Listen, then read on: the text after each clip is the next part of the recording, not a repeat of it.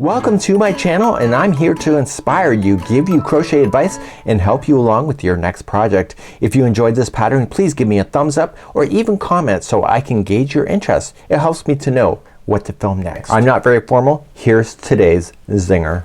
I don't know if you realize it, but this channel is mostly crochet darlings. You know, it's not knitting. Oh look, is that a yarn sale? You may get distracted here on this channel because there's so much choice. And without further ado, let's begin today's tutorial. Welcome back to the Crochet Crowd with my friends over at yarnspirations.com. Today's the Tunisian Simple Stripes Crochet Blanket. I call it the Equalizer in my own head because of the way that this thing is working. We are using Red Heart Super Saver Ogo today, and one color will be the Peacock, and that is the variegated self-striping yarn, and the other one is a solid color of gold. Remember that these Ogos are the same size as the original balls, so if you prefer to use that, you can. So why I call it the Equalizer is the way that it appears. So when we go to crochet this, we are crocheting in the length here. So this blanket, when you look at it from this perspective, we're just going back and forth. So it's going to be draping like this, and you'll have some fringe if you prefer that. There's also some techniques in this particular tutorial where we always have a roll within your Tunisian, and so we're going to be addressing that today within the pattern. And I'm going to show you a sample that I was practicing with, and I'm going to show you why I call it the Equalizer, and hopefully it makes some sense. So here's the sample in progress. You can see that the roll happens. That's normal with Tunisian. People think it's wrong, but the fact is that because you're always using the front side of the project and never turning your work, it has the natural scroll look. So how you get rid of that is to increase your hook. So you'll notice that we're going to be using an 8mm Tunisian hook, and that is one that has an extension to it. So it has those wires so that you can get all the stitches onto your Tunisian hook. So I'm just going to be using a regular size today because I'm just going to show you a swatch. So this is kind of the one I'm working with, but the ones that you would need for this would be smaller like this, and then have a wire attached or plastic tubing so that you can slide the extra stitches onto it. As I begin to do Tunisian, I have a pad here because when I'm here, drives me absolutely up the wall when I'm here on the studio. So I just have it so I can bang it off this and you won't hear it as much. So when I'm using an Afghan hook like this, I tend to stay in the middle of the hook because it keeps the balance. If I stick to one side, I feel like my hand is going to pull back, and if I'm too far back, my hand's going to want to droop down. So I tend to stay in the balancing point.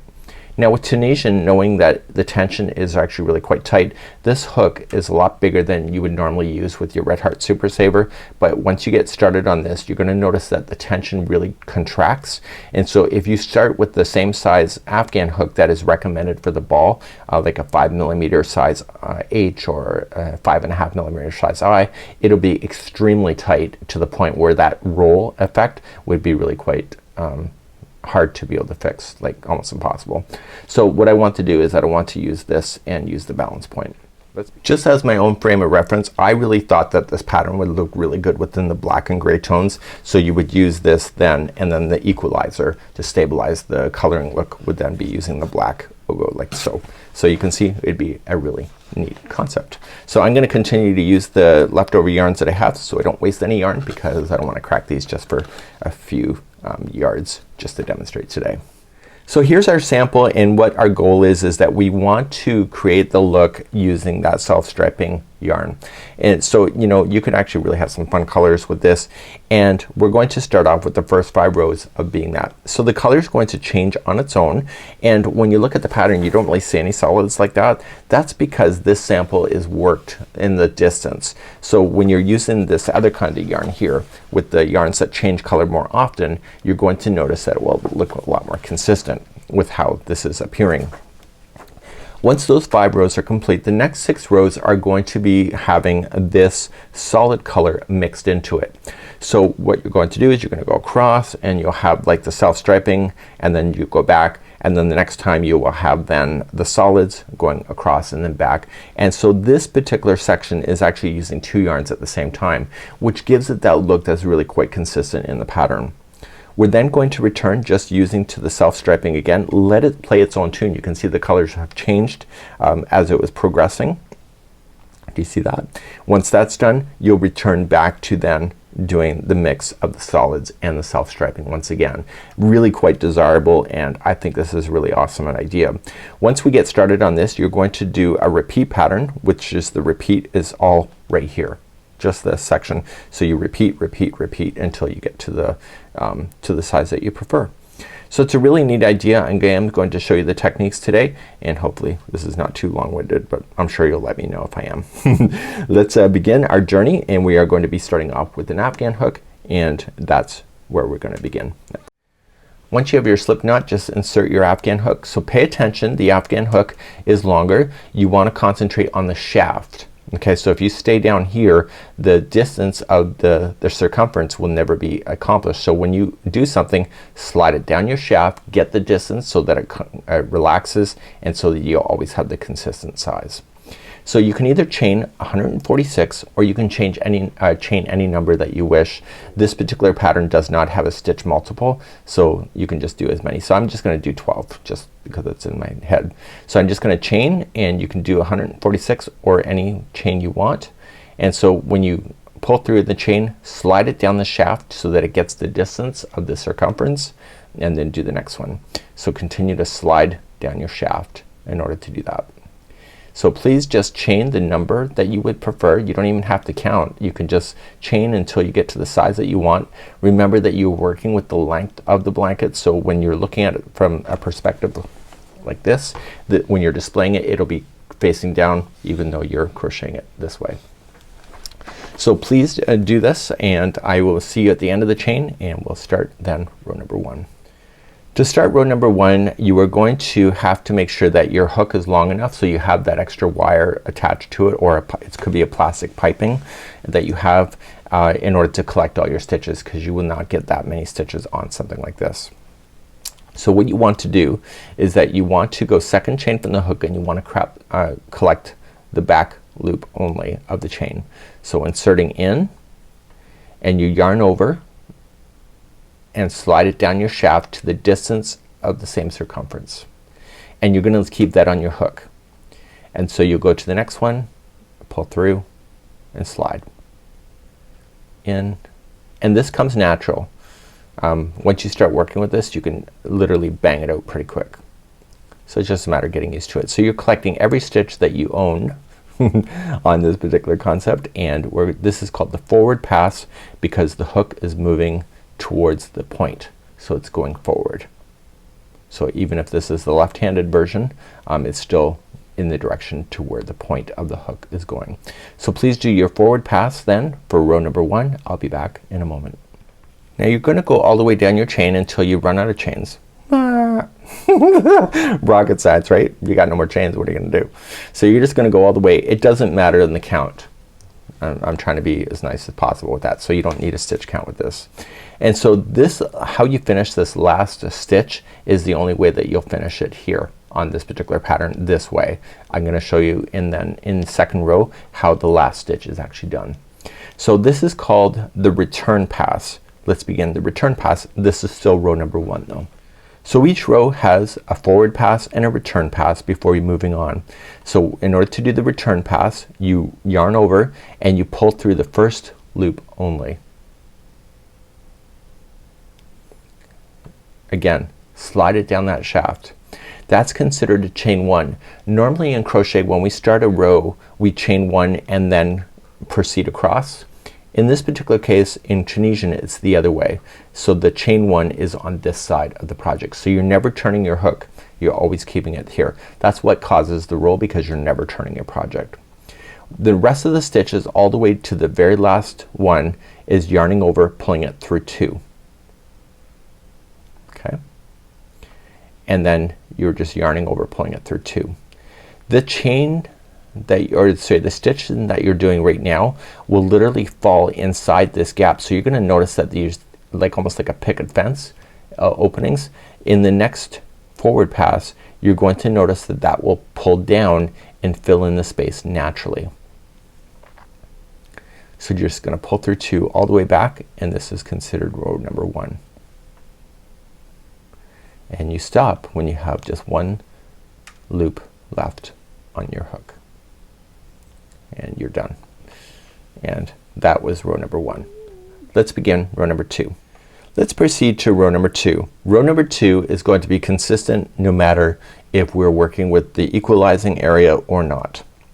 To do this, it's called a Tunisian simple stitch, and you're looking for the bars that are considered in the verticals. Do you see where those are? Those are the vertical bars. So when we go to start this, we're going to ignore the first one that is right on the edge. That's not your first one. Your first one is right here. So you're just gonna slide behind the first bar, and you're gonna yarn over and collect, and you're gonna keep it and move it down your shaft. So when this is the forward pass, so you're gonna collect all your stitches once again. So you go to the next vertical, and you're noticing then, look, see how this fills in? So this action is going to cause the last row or return pass to fall down into that gap. This means, if you're thinking ahead, when you go to finish your project, is that this direction that I'm doing right now is the only way to fasten off at the end, so that you don't end up with gaps at the end. And we'll cover that later too. So you're gonna collect all these vertical bars. This is a Tunisian simple stitch. The vertical bars can be used in multiples of different ways of different stitches, but for this application today, it's the Tunisian simple stitch. Your goal is changing at the very last stitch. That's the only time that it's slightly different. And if you don't do it the way I'm gonna suggest, then you are going to have a significant problem, you know, for crochet. First world problem, I suppose. So the last stitch is right here. So there, you don't want to collect a vertical because this will leave a significant gap. So when you just turn it around and when you go in, you want to make sure that there's 2 strands on top of the hook. Do you see that? Okay, so you're not going into just one. If you go into one, you end up with a major gap, but you want to go so that you're getting 2 strands on the top of your hook. Then yarn over, and then the forward pass is done. Yarn over and pull through. Okay, and you're gonna notice it's gonna scroll with you. The easier you are on this, the easier it is as well. So let's do the return pass, which is always gonna be the same in this particular application. Let's begin. So let's do the return pass like we did on the very first chain. We're gonna yarn over and only pull through the first loop. That's considered a chain 1 to build the height. As I said, when we start a row, normally it would have been on the other side and we work forward. In Tunisian, it's backwards. So we chain up on this side. Once that's done, you're going to chain, or sorry, you're gonna yarn over, pull through 2, and you're gonna do 2 all the way back. And you're gonna notice it's gonna create those spaces once again, which would then be covered and finished when you do the return pass, or sorry, the forward pass in the next row. So off camera, what I've done is that I've written down the numbers. I found with myself it was hard to remember where I was, and this because really the action of one row is going forward and then back. And this was the end of row number 2. You see that? Let's begin row number 3. Row number 3, it's the same as what we just did. So row number 3 through 5 is the same. So you're going to start on this vertical here. You don't start with the edge, and collect it and pull up. Okay, and you're gonna do that all the way across.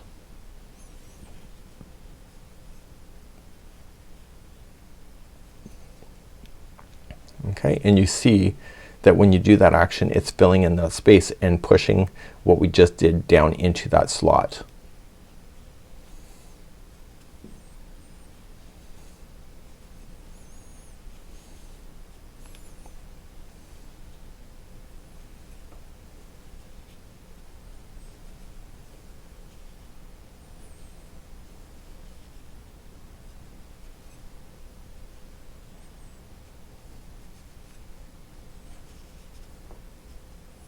Okay, do you remember how to handle the last stitch? The scrolling is natural. As you can see, I'm kind of fighting it on camera, but it does naturally happen. So on the very edge, you don't want to go into just one strand. You want to make sure that you just kind of turn it towards you and make sure that you collect 2 strands on the end, and then yarning over, pulling it through. and that will keep the edge looking consistent. And let's do our return pass while we're here. So it's very simple, just yarn over, pull through one loop only, just the first time. That's your chain one to start, and then yarning over, pulling it through twos all the way back. Please do this all the way back. This is row number 3, and I'll begin on number 4 in a moment. Let's begin number 4. Again, it's the second vertical from the edge, and you're just gonna pick up. This is the forward pass, and you're gonna do this all the way to the other side. So please do this for row number 4. I'll see you at the turning point, or sorry, at the return point, and I'll be back in a moment. This is number 4. Okay, coming up to the end of number 4, this is before we do the return. Remember to collect those 2 strands right at the end, and then you're ready to return. So chain over, pull through 1 and then pull through 2s all the way back. And so this will be the end of row number 4 in a moment, and we'll start number 5 before we begin the massive repeat of this pattern. Okay, this is number 5. Again, second vertical bar in, just collect your stitches, go all the way to the end, make sure you get the right stitches, and then return back. So please do now row number 5, which is the forward and the return pass as you know it, and then we'll start number 6 in a moment. Row number 6 through 11 now are going to be the equalizer rows.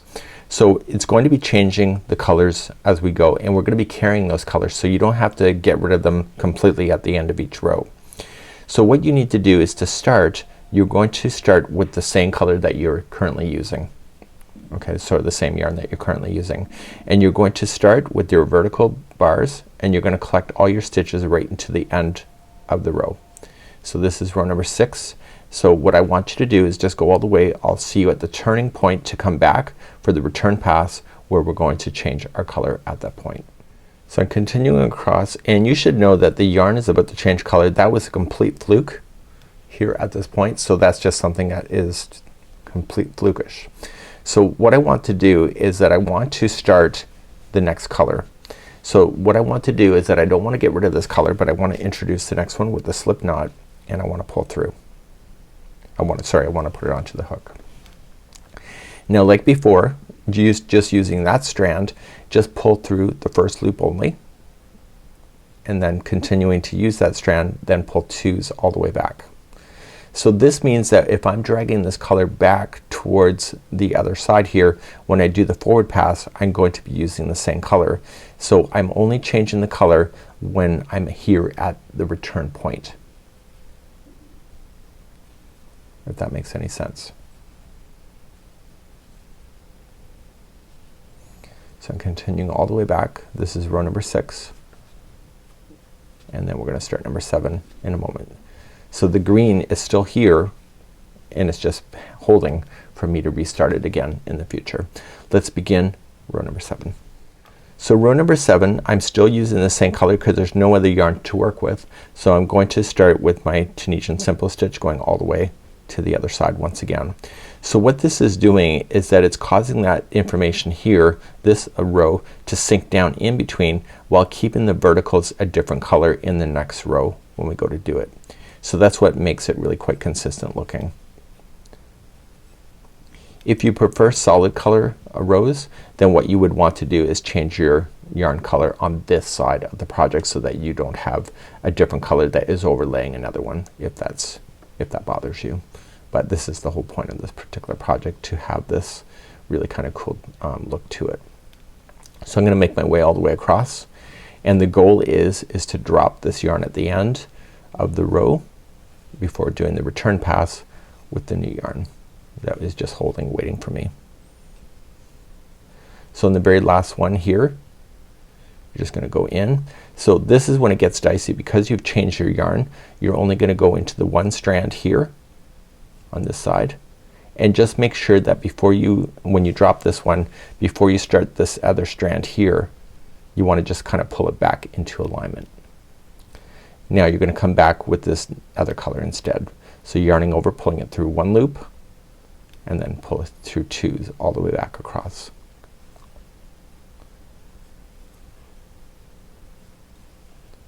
And this is row number 7. So you're letting the color just change on its own, play its own tune.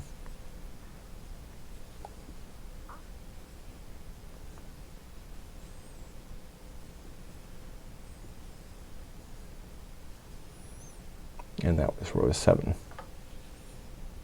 So let's begin row number 8.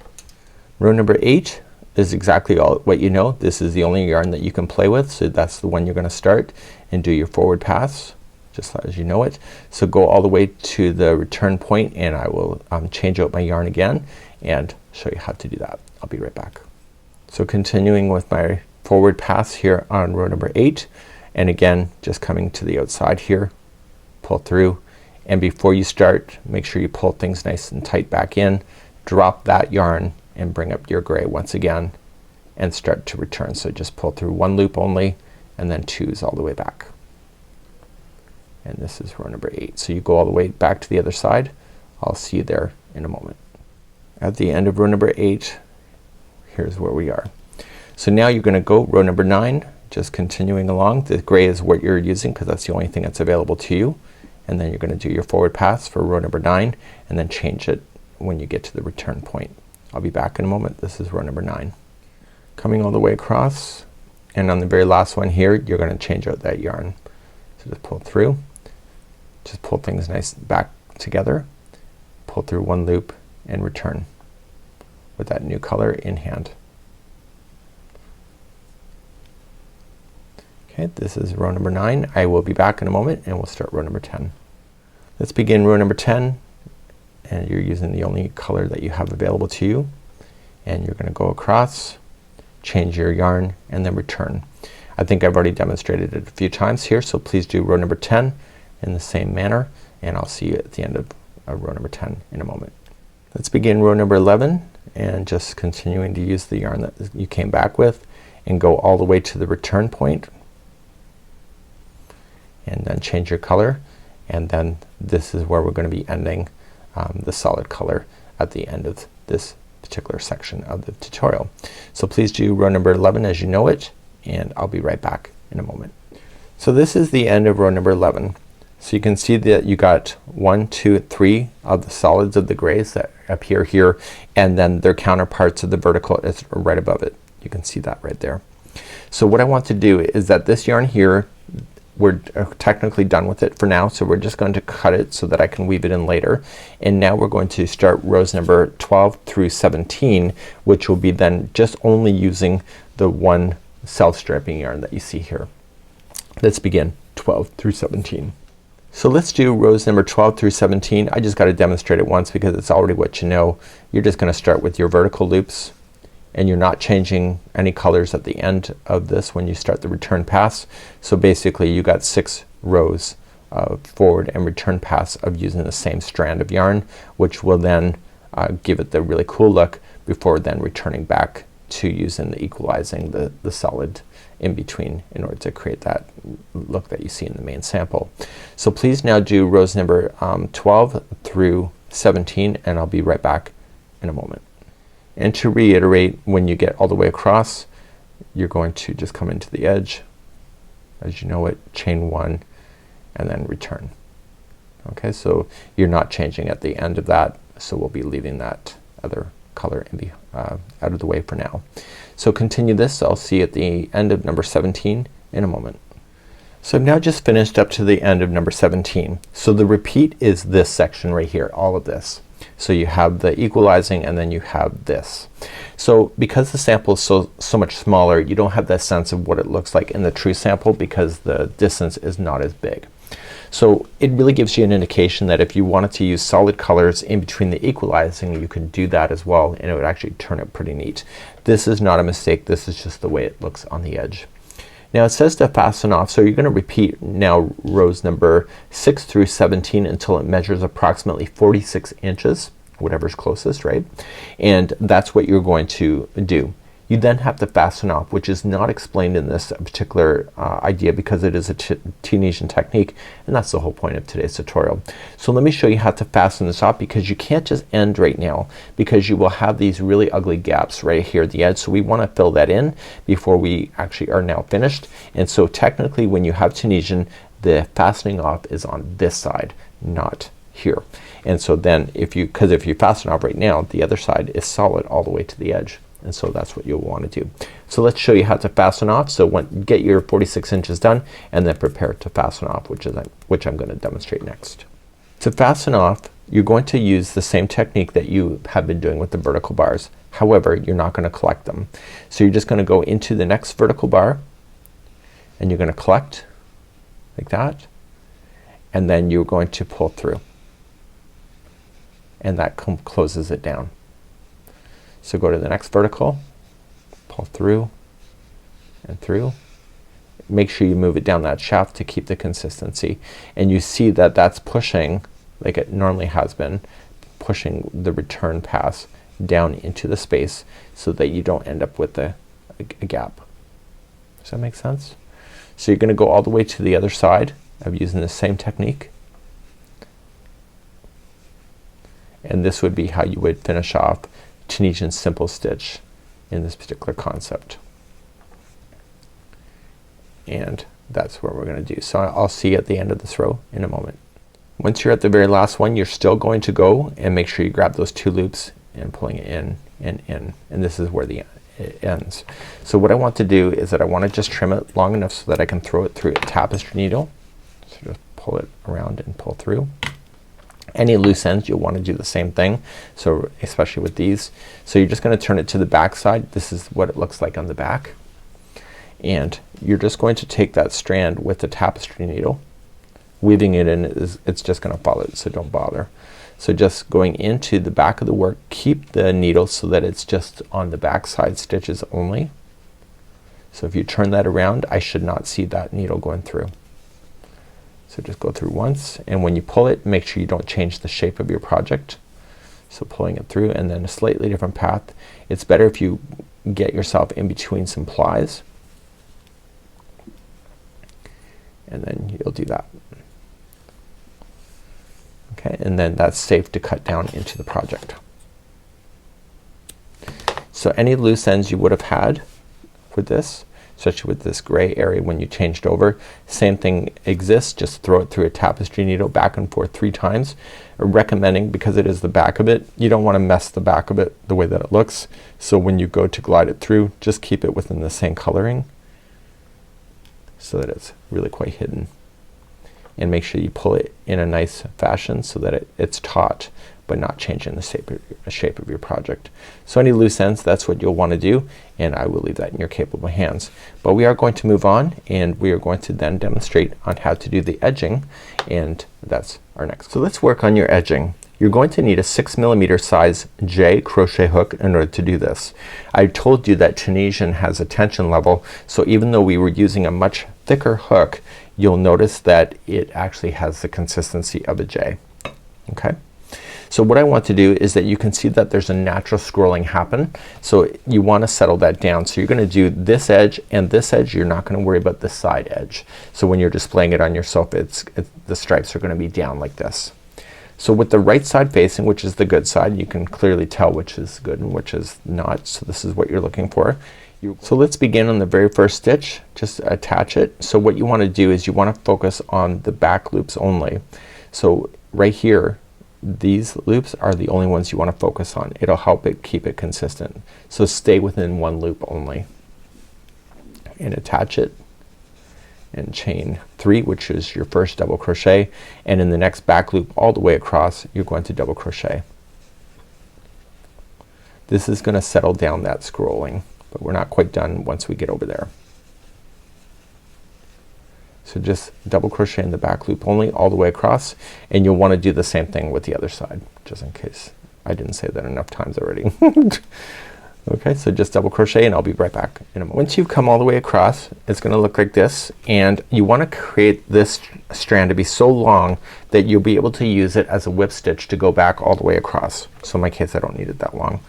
So what I want to do is that I want to just pull this out through here, and we want to fold this part of the project. So what we just did, we want to fold it so that it's going towards the back side of the work. So let's just throw this through a tapestry needle. Gail says that we should pin it if you want to. It's up to you and how you want to do it. You may want to look at it from this perspective, so the back side of the work. And what you're going to do is that you're going to then whip stitch it and collect it into the back loops here so you will not see it, and then just go right through the top of the first stitch. Okay, and that's gonna create a roll. So then you go to the next loop here, and then the next loop here. If you prefer to use your crochet hook and do a slip stitching, you probably could do that too. I think I might have done that if you weren't watching me, but I will follow the rules today. Okay, and what this is doing is it's bending it to your will so that you have like a nice thick border to it. So go all the way across, whip stitching, and I'll be right back in a moment. Coming all the way to the end piece and just gonna come in. Now it's gonna, on the other side it's gonna look like a roll, which is awesome. So what we want to do then is take that strand and making sure that it ties itself into a knot, and then you're just gonna, on the back side here, you're just gonna weave it back and forth a total of 3 times. Again, make sure you don't change the shape of your project by pulling it too tight, but be consistent enough so that it will never fall out on you. The longer you drag it inside the project, the more unlikely that it will come out on you. So again, any loose ends, you'll want to do the same thing with the other edge.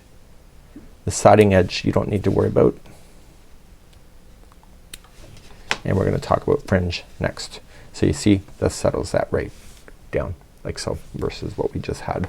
So let's talk about fringe next. So the fringing is actually pretty consistent. It's equally spaced. So when there was gold used, there was the gold fringe.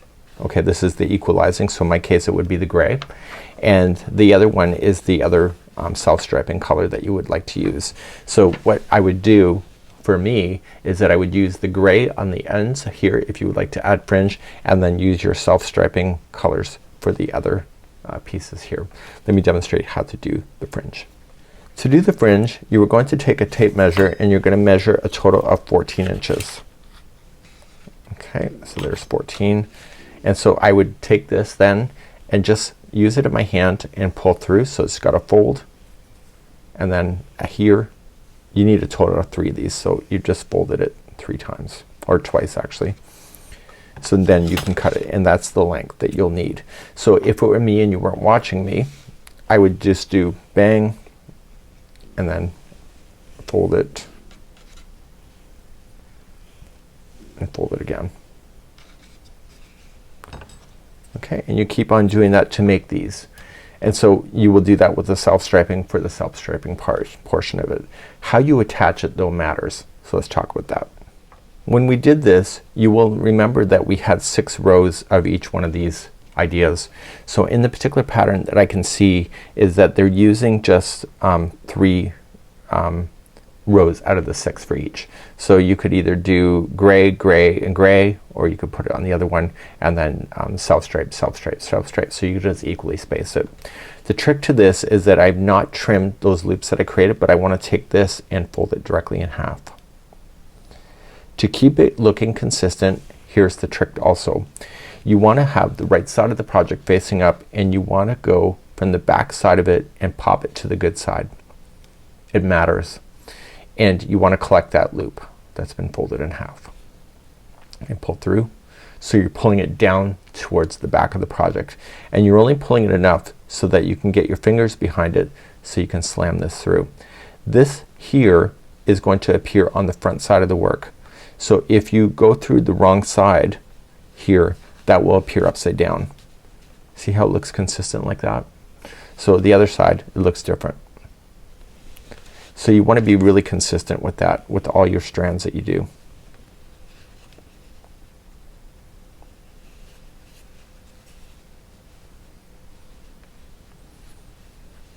And then down through, and just be consistent like this.